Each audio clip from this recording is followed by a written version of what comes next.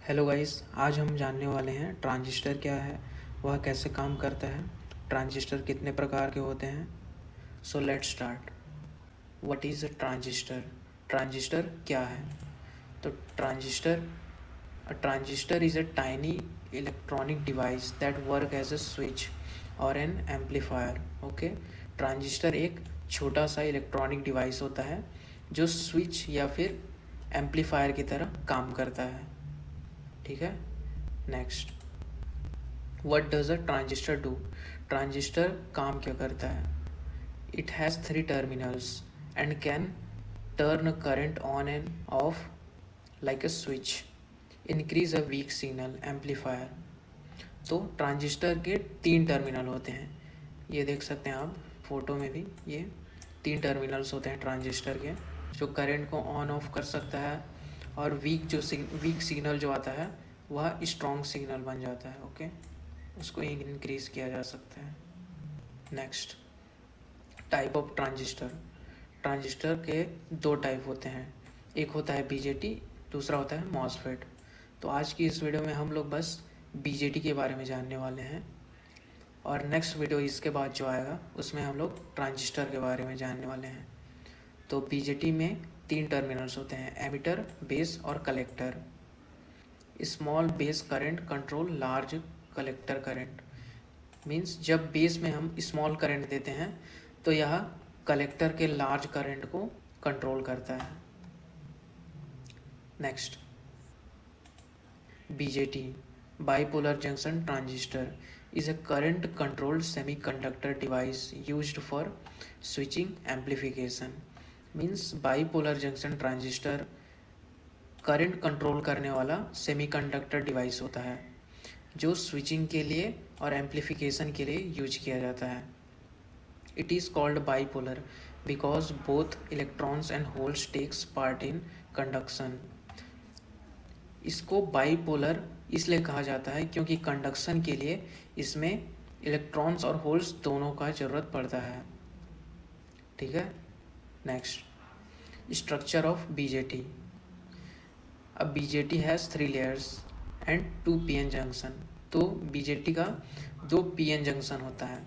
पहला PN junction होता है एनपीएन और दूसरा होता है पीएनपी। अब ये 3 लेयर्स क्या हैं? तो 3 लेयर्स, एक एन टाइप का सेमीकंडक्टर, एक पी टाइप का सेमीकंडक्टर और एक एन टाइप का। तो 2 एन टाइप के और एक पी टाइप के सेमीकंडक्टर को मिलाकर एक ट्रांजिस्टर बनाया जाता है। वैसे ही सेम इसमें भी सेम 2 पी टाइप के सेमीकंडक्टर होता है और एक एन टाइप का, जिससे यह पीएनपी ट्रांजिस्टर होता है। Emitter, base, collector.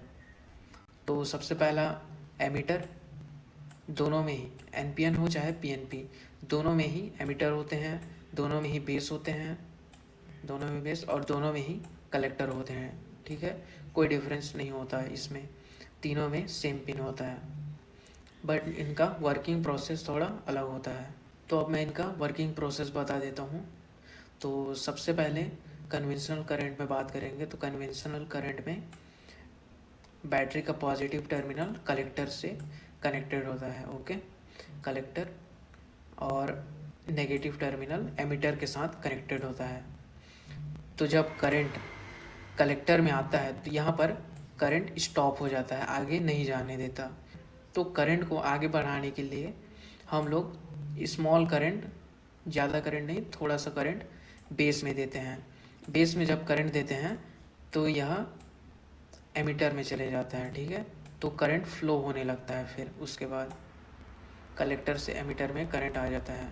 सेम ऐसे ही बैटरी का पॉजिटिव टर्मिनल कलेक्टर से जुड़ा होता है और नेगेटिव एमिटर के साथ जुड़ा होता है।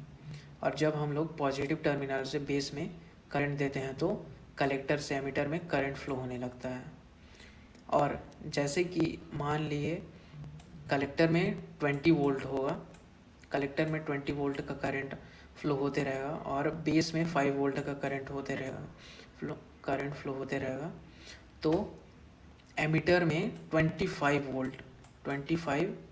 वोल्ट करंट फ्लो होगा। ये कलेक्टर और बेस में जितने भी करंट होते हैं वह एमीटर में आ जाते हैं। ठीक है, सेम ऐसे ही पीएनपी में भी काम करता है। और अब हम जानने वाले हैं कि हम लोग इसको पहचानेंगे कैसे, क्योंकि हम लोगों को पहले से तो पता होगा नहीं कि यह पीएनपी वाला ट्रांजिस्टर है या फिर एनपीएन वाला ट्रांजिस्टर है। तो उसके लिए हम लोग देखेंगे इसका ये एरो, दोनों में एक एरो होता है। तो जब एरो अंदर की तरफ हो, जब किसी भी ट्रांजिस्टर में ये एरो अंदर की तरफ होगा तो वह पीएनपी ट्रांजिस्टर हो जाएगा।